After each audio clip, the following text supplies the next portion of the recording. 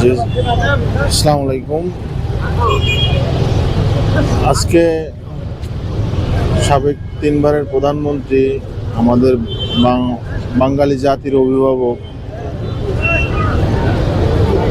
গণতন্ত্র, স্বাধীনতা, সার্বভৌমত্বর যিনি রক্ষা কবচ ছিলেন, যিনি আপসীন নেত্রী ছিলেন, যিনি শুধু বাংলাদেশের না সারা পৃথিবীতে যিনি বাংলাদেশের প্রথম নারী প্রধানমন্ত্রী ছিলেন, যিনি আপসীন নেত্রী ছিলেন, যে পৃথিবীর মধ্যে একজন আপসীন নেত্রী ধরা হয় তার মধ্যে সাবেক তিনবারের প্রধানমন্ত্রী দেশনেত্রী বেগম খালেদা জিয়া।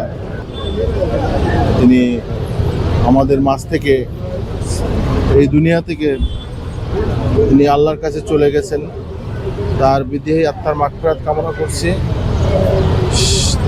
এই মুহূর্তে জাতি শোকে আচ্ছন্ন, পুরো বাংলাদেশ শোকে আচ্ছন্ন। এই শোক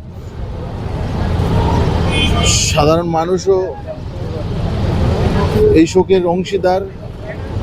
মহান রাব্বুল আলামিনের কাছে আমি মরহুম প্রেসিডেন্ট জিয়াউর রহমান এবং তার উত্তরসূরি বিএনপির ভারপ্রাপ্ত চেয়ারম্যান জনাব তারেক রহমান সাহেবের এবং তার পরিবারের সকল সদস্য এই শোক সন্তপ্ত পরিবার যেন এই শোক সইতে পারে।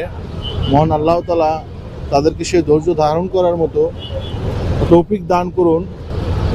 আমি অ্যাডভোকেট এ.কে.এম. খালিদ শুভ।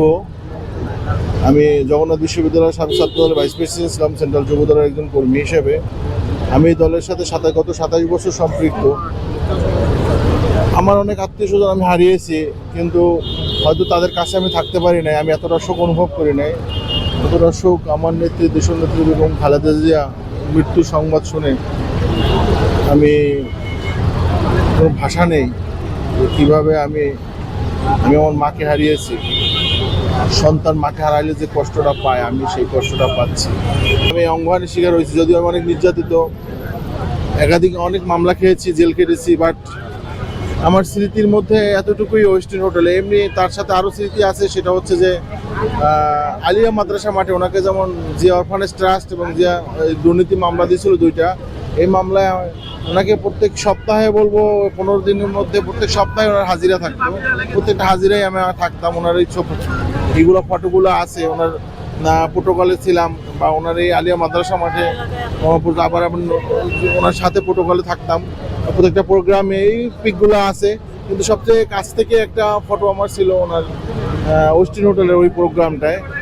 উনি ব্যক্তিগতভাবে আমাকে এমনি নামে ফেজে চিনতো।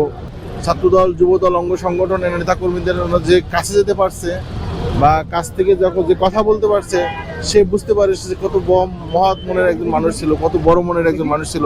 আপনি দেখেন, তিনি এত নির্যাতনের শিকার, ওনাকে দীর্ঘ মাস কারারুদ্ধ করে রাখছে শেখ হাসিনা সরকার, কিন্তু কোনোদিন উনি শেখ হাসিনার বিরুদ্ধে কোনোদিন একটা নেগেটিভ কুরুচিপূর্ণ কথা বলেননি, অশ্লীল কথা বলেননি।